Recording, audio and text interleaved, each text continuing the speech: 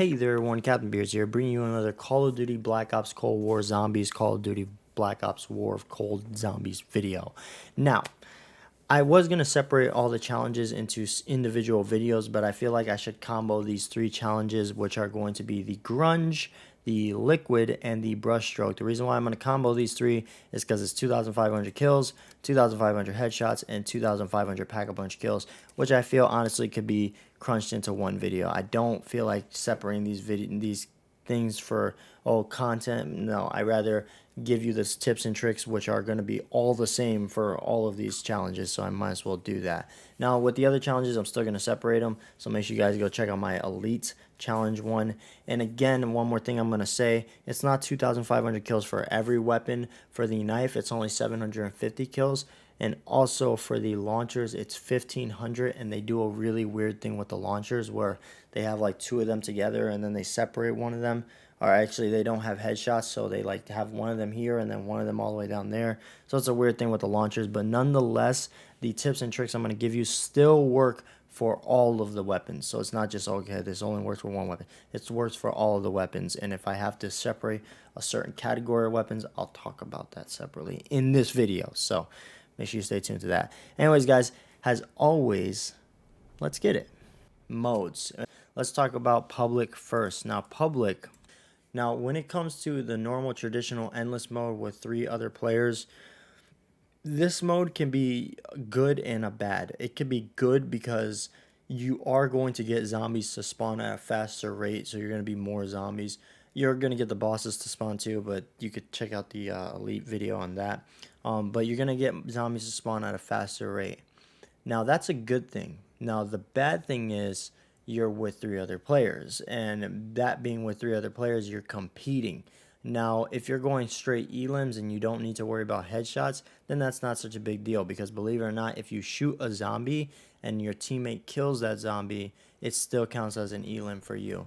Now, you can't cross map, so you can't just shoot a bunch of zombies and then run all the way across the map and go do something else, because it won't count. It kind of has to be in that little bit of that moment, that heat of the moment, and then it counts.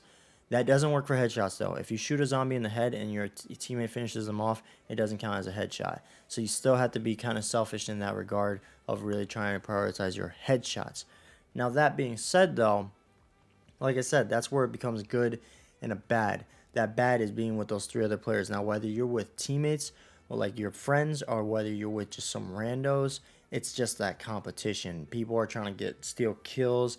If you're used to this train spot, like I have 2 very good train spots for me on this map, and it can get absolutely ruined.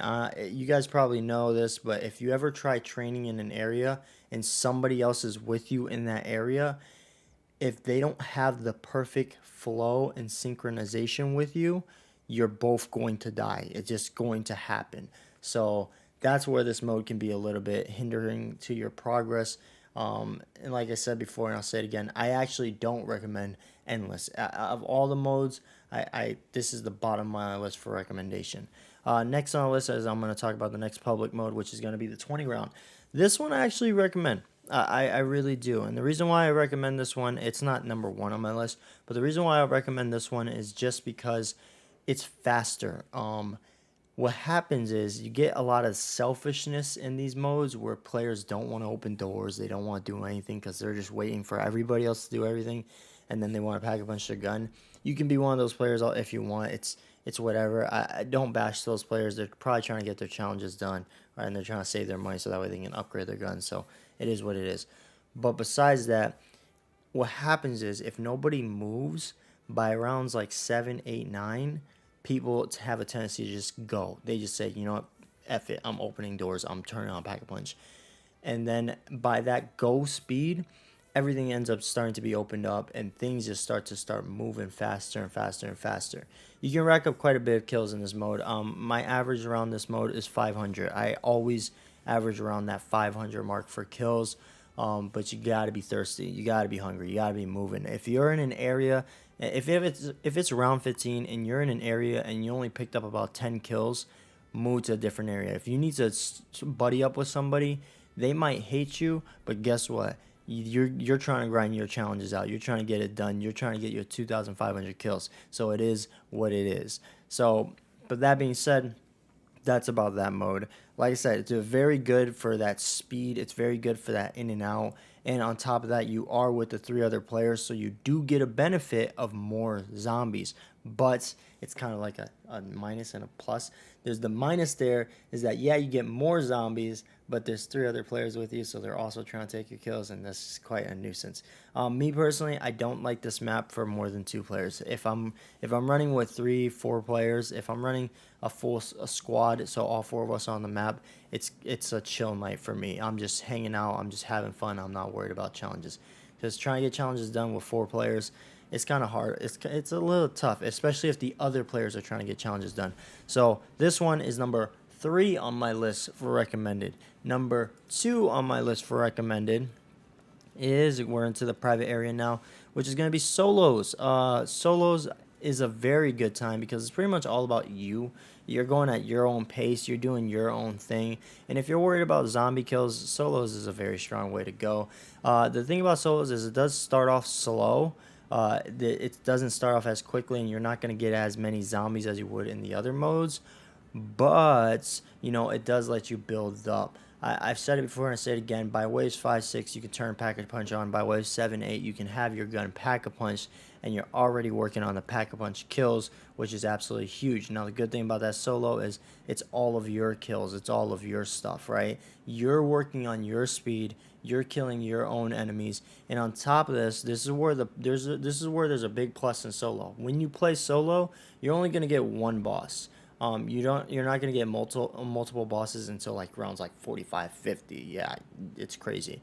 So what you can pretty much do is run by 7, 8. You're Pack-a-Punching your gun, so run all the way up until like 30, or run until until you get to a point. I say this. You run the solos until you get to a point where your gun is just not cutting it anymore. It's not killing. If you find yourself struggling with killing the zombies and it's just taking you forever to put them down, that's when you need to say, all right, time to restart. Because what ends up happening is you waste a lot more time trying to get through the heavy rounds and thinking you're killing a lot more zombies than if you just restart. So your best bet is, guys, my recommendation is, once you get your gun Pack-a-Punch, run to wave 20 to 30. 30 would be the go-to. Run to wave 30 and then restart from round 1. Because by that time you should be good to go. Now, of course, if your gun is melting, if you're like shredding and you got perfect trains going on, by all means keep going. Just keep going until your gun just decides no more, right? But yeah, that's my recommendation. Now solo, like I said, I have it on a second list just because it does start off slow and you're not going to get as many zombies as the number 1 mode. And the number 1 mode is going to be the machine in parties, in a group. And what I mean by group is, I don't even mean a group, I mean with one other person. What happens is, when you run this mode with one other person, you're going to get a lot more zombies. And on top of that, if you can actually tell a buddy, or if you have an Xbox or a PS4 or something, if you have some other device that can run the game, put that person in the game with you. This is what I did with Poison, my wife, is so that way I can steamroll these challenges. I put her in a game with me in the die machine, so it was just me and her, and she just went AFK. She went to do her makeup, she went to go, do food or whatever, right? And I was just melting, and you get so much more zombies at such a faster rate when you're with somebody else that it's miles away. Like, I would say, solos is right here, 20 rounds is right here, and then with a buddy is all the way up here on just how many kills you can rack up so quickly. Now, do note though, with that other person and with that person being AFK, even though you're getting a lot more zombies, you do have to worry more about the zombies because they're a little bit more chaotic, just because they're accounting for 2 players instead of 1. But yeah, I think with a friend, this is the go-to mode. You're going to get a lot more zombies, and getting a lot more zombies, again, you can really prioritize those 2,500 kills, which is the most important thing. And that's what I can't stress enough too. The most important thing is getting those kills. And restarting from waves 1 through 5 or 1 through 10 or whatever, you know, it's nice, but, and it may be easier that way, but you're going to end up finding out that's like, man, I'm getting these 2 challenges done at a good rate, but then what happens to your pack-a-punch kills? So even with a buddy, right, with a buddy, I still recommend about to waves 30 and then reset. You get to waves 30, if your gun is still melting, like the M16 absolutely melts, then yeah, you can push more waves out. But if you find yourself struggling a bit to keep going, then just reset. Tell your buddy, like, hey, I'm going to reset it, and then I'm going to keep going here. But yeah, that's pretty much all the advice I can give you when it comes to the modes, just because, like I said before, and I'll say it again, when it comes to these modes, there really is no super best one, because let's be real here, not everybody has an extra account or an AFK account or somebody that can go AFK with them. And not everybody wants to run solo. Some people want to run with a group and stuff like that. So try your hand at a couple of these different modes. Try your hand at the Die Machine 20 rounds and see what happens. Try your hand at some Endless and see what happens. Try your hand at solos and normal mode right here and see what happens. I found myself a lot more consistent in solos than 20 round and Endless. With 20 round and Endless, I feel like I'm very chaotic with my kills, so I couldn't really prioritize headshots as much. Whereas with solos and the normal Die Machine with my wife Poise, I was able to really capitalize on getting those headshot kills, which just is great. But that's pretty much it for the modes. So with a buddy, our solos are my #1 modes. And lastly, for the top 3 challenges there, 2,500 kills, 2,500 headshots, and 2,500 pack-punch kills. Obviously, that varies depending on the weapon and stuff, but they all work the same when it comes to advice. We're going to talk about field upgrades and perks. We're going to touch on perks really quickly here. With the headshots, I prioritize Deadshot Daiquiri over everything else, especially when it comes to the normal guns. With the normal guns, Deadshot Daiquiri is the go-to. Now, with the launchers, and you can check out my launchers video, I recommend Stamina Up and I recommend Quick Revive, just because you need to get ahead of the pack, especially with the launcher, because you're moving slow.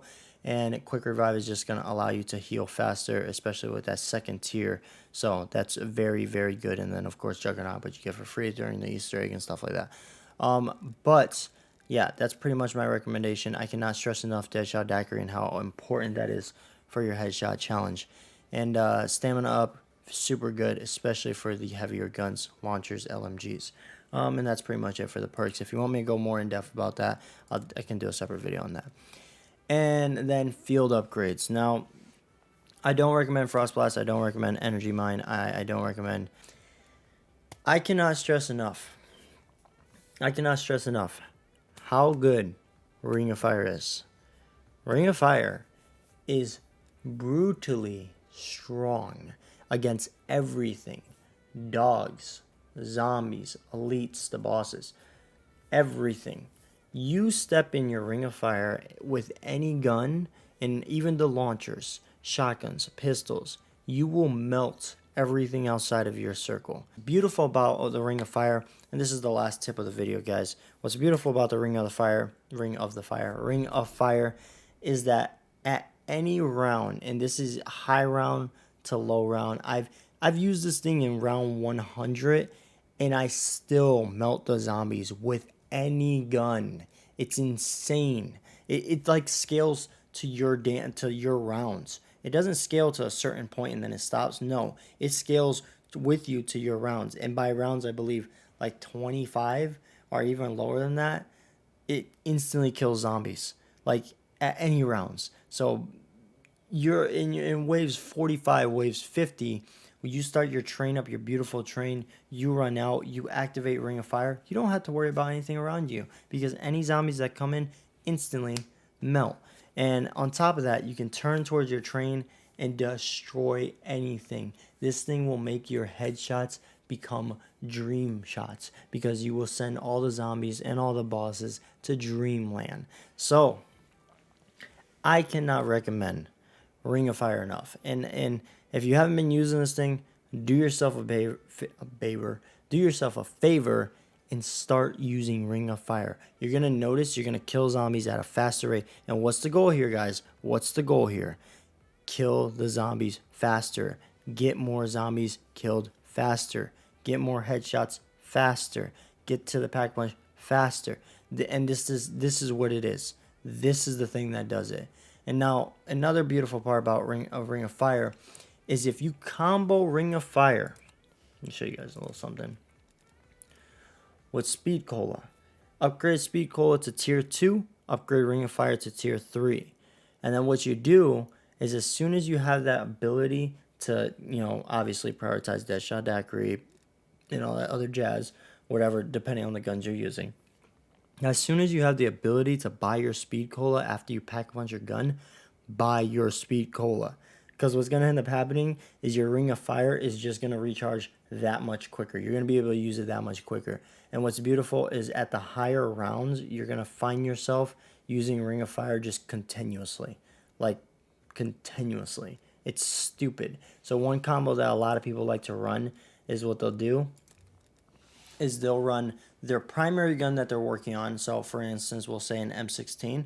They'll run their M16 and then they'll run a crazy gun like the ray gun. They'll max them both out and all that other stuff for the later rounds, right? So what they'll do is they'll activate Ring of Fire, melt with the M16. Headshots, body shot, everything. Just melt with the M16. As soon as Ring of Fire is over, they switch to the ray gun. They start their trains. They kill a couple zombies, nothing crazy. Boom, Ring of Fire is back. And then they switch to their M16 again and do the same thing. And that is one of the strongest strategies you can get. Now, little side note, little side tip here. Use an RPG. Use the RPG or the Sigma as your gun instead of the ray gun because you're going to be working on those two guns. And also, when they're pack-a-punch and maxed out, they actually shred. They might not kill instantly at the higher rounds, but they absolutely shred. So that just makes things a lot easier for your primary gun to kill. But that being said, that's pretty much it. When it comes to these challenges, guys, these 2,500 kills, and when it comes to the launchers, it's a little bit smaller. I think it's like 1,500.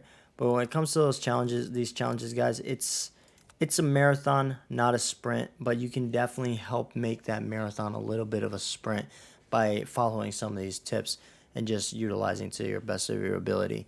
And every individual player is their own person. So me personally, I love running it solo. I love running it with my wife Poise. But who knows? You might be dropping 600 kills every endless modes you do or all the 20 round modes you do. And if that's the case, you're getting 600 kills, you're getting 500 headshots, you're pack punching your gun, you're dropping those kills, then by all means go for it. Another thing I'm going to mention too is that I've played 20 round mode quite a few times, and on average it takes about 40 minutes to complete. So yeah, I find it a lot quicker.